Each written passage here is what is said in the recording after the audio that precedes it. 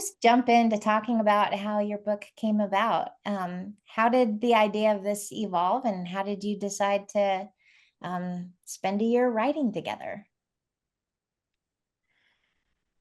Well, I'll take a first crack. Let's see. We didn't actually start out thinking we were going to write a book.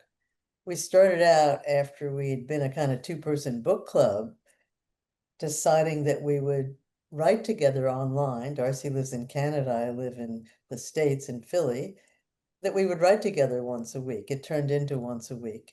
And we made the commitment after a few times on Zoom that we would write together once a week for a year. And then we'd look back and see what, if anything, we would want to do with what we wrote. And we got into it.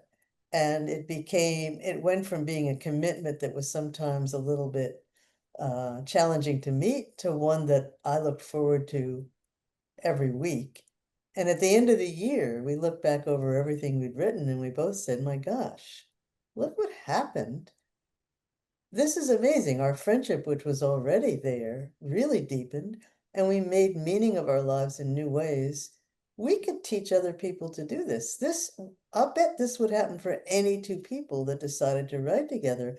Why don't we write a book so that we could share how we created the structure and process and see if that's a draw for other people.